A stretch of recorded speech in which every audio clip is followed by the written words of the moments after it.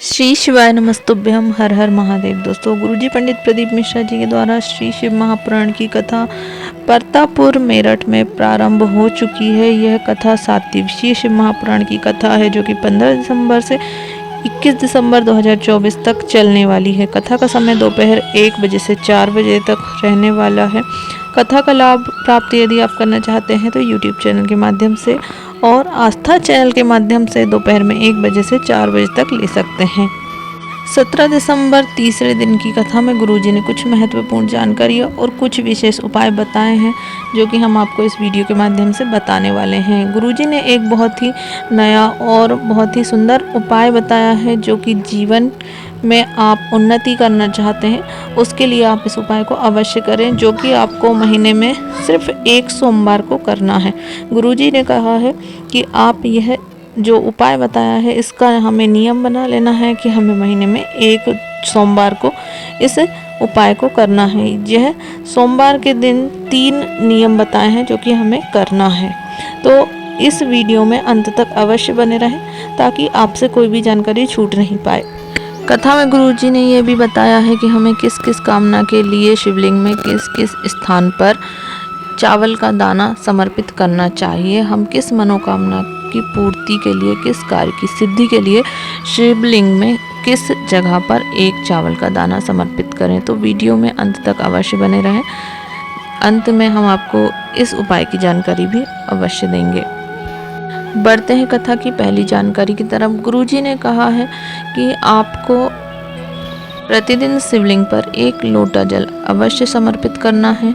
यदि आपके घर के आसपास मंदिर नहीं है या आप किसी कारणवश मंदिर नहीं जा पा रहे हैं या मंदिर दूर है या फिर मंदिर में नहीं जाने दिया जाता है, कोई भी कारण हो सकता है मंदिर न जाने का, तो आप अपने घर में ही जो अपने मंदिर है वहाँ पर जो शिवलिंग रखा हुआ है आपको उस ही शिवलिंग पर 1 लोटा जल अवश्य समर्पित करना है।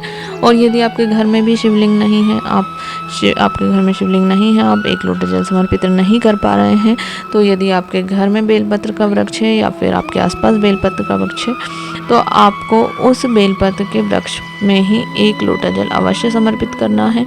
यदि आप ऐसा भी करते हैं तो आपको शिव जी की कृपा प्राप्त अवश्य होती है। बढ़ते हैं दूसरे बिल्कुल नए उपाय की तरफ जो कि गुरुजी ने बताया है सोमवार का नियम धारण करने का। यह सोमवार के दिन के 3 नियम हैं जो कि गुरुजी ने कहा है हमें, जो हम महीने में जितने भी सोमवार पड़ते हैं हमें 1 ही सोमवार को इस उपाय को करना है। 3 जो नियम है वह हमें सुबह, दोपहर और शाम 3 समय के 3 नियम हैं जो कि आपको महीने में 1 ही सोमवार को करना है। गुरुजी ने कहा है यदि आप इस नियम को धारण कर लेते हैं तो आप जीवन में उन्नति की सीढ़ी पर चढ़ते जाते हैं, कभी भी आपको पीछे पलट के देखने की आवश्यकता नहीं पड़ती है। यह उपाय सभी को करना है। इस उपाय को करने से सभी को अपने जीवन में लाभ देखने को अवश्य मिलता है। सोमवार का पहला नियम तो यह है कि हमें 1 कलश जल अपने घर से भरकर लेकर जाना है शिव जी के मंदिर में और शिवलिंग पर समर्पित करना है श्री शिवाय नमस्तुभ्यम मंत्र का जाप करते हुए। बहुत ही सरल और आसान नियम है। जो भी तीनों नियम है तीनों ही सरल और आसान है। और पहला नियम यह है कि हमें शिव जी के मंदिर में अपने घर का भरा हुआ जल लेकर जाकर शिवलिंग पर समर्पित करना है। दूसरा नियम दोपहर का नियम है जिसमें हमें 1 चावल का दाना बेलपत्र के वृक्ष के नीचे जड़ में समर्पित करना है और बेलपत्र के वृक्ष की परिक्रमा लगाना है। अब परिक्रमा आप अपनी इच्छा के अनुसार लगा सकते हैं, 7, 11, 21, 51 जितनी भी आप लगा सकते हैं। आपको श्री शिवाय नमस्तुभ्यम मंत्र का जाप करते हुए बेलपत्र के वृक्ष की परिक्रमा लगाना है। यह दोपहर का नियम है जो कि बहुत ही सरल और आसान है। तीसरा नियम है शाम के समय।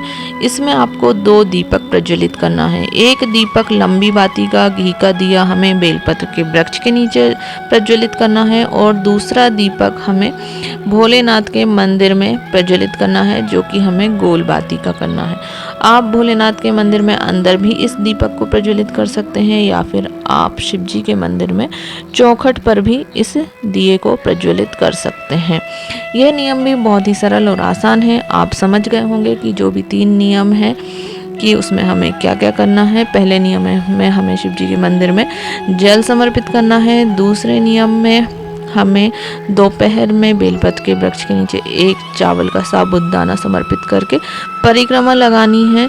और तीसरे नियम में हमें शाम के समय 2 दीपक प्रज्वलित करना है, एक बेलपत्र के नीचे और एक शिव जी के मंदिर में।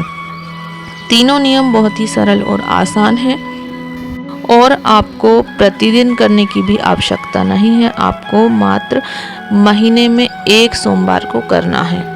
और गुरुजी ने कहा है यदि आप महीने में 1 सोमवार को भी नहीं कर पा रहे हैं तो आप 6 महीने में 1 सोमवार को अवश्य करें। और यदि आप 6 महीने में भी नहीं कर पा रहे हैं तो साल में एक किसी भी सोमवार को यह नियम अवश्य करें और यह नियम अपने जीवन में अवश्य धारण करें तो आप उन्नति की ओर अग्रसर होते चले जाएंगे।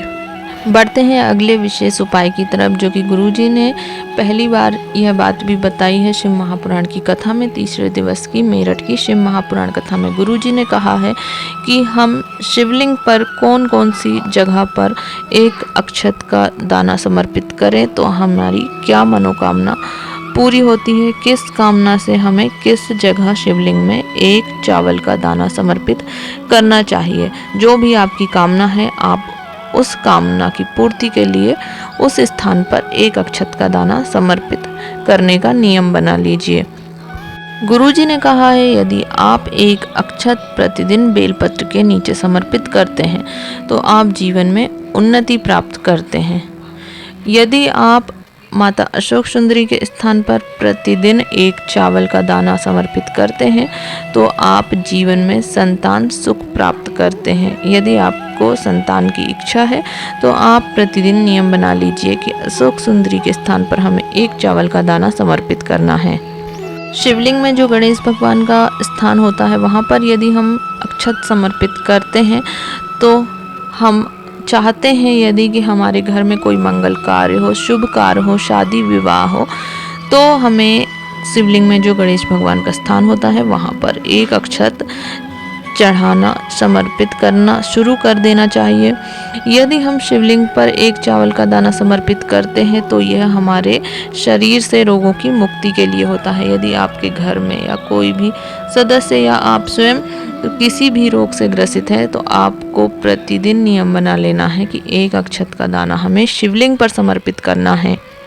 शिवलिंग में जो कार्तिकेय भगवान का स्थान होता है यदि हम वहाँ पर एक चावल का दाना समर्पित करते हैं वह हमारे बच्चों की सुख समृद्धि के लिए होता है। वहाँ पर हम अपने बच्चों के द्वारा भी एक चावल का दाना समर्पित करवा सकते हैं, नहीं तो आप स्वयं भी अपने बच्चों का नाम और गोत्र बोलते हुए एक चावल का दाना अपने बच्चों के निमित्त कार्तिकेय भगवान के स्थान पर समर्पित कर सकते हैं तो आपके बच्चों के जीवन में सुख समृद्धि खुशहाली बनी रहती है। यदि आप शिवलिंग में जो माता पार्वती का हस्त कमल होता है, माता पार्वती का स्थान होता है, कटी भाग होता है जो शिवलिंग के नीचे, वहाँ पर यदि हम एक चावल का दाना समर्पित करते हैं तो हम अपने सौभाग्य की वृद्धि के लिए, अखंड सौभाग्य के लिए यह करते हैं। माताएं बहनें अपने सौभाग्य को अखंड रखने के लिए, अखंड सौभाग्यवती रहने के लिए एक चावल का दाना माता पार्वती के हस्तकमल यानी कि कटी भाग पर अवश्य समर्पित करें। तो यह बहुत ही सरल और आसान उपाय है, आप इसे प्रतिदिन अवश्य करें। जो भी कामना आप सिद्ध करना चाहते हैं, आप कामना पूर्ति करना चाहते हैं तो एक चावल का दाना उस स्थान पर अवश्य समर्पित करें। बहुत ही सरल और आसान उपाय है, आप इसे प्रतिदिन करें या फिर जब भी आप शिव जी के मंदिर में जाएं तो आप यह एक चावल का दाना अवश्य समर्पित करें अपनी आवश्यकता के अनुसार जिस स्थान पर आपको करना है। वीडियो उपयोगी और लाभप्रद लगे तो वीडियो को लाइक शेयर अवश्य करें। कमेंट में हर हर महादेव अवश्य लिखें। श्री शिवाय नमस्तुभ्यम। हर हर महादेव।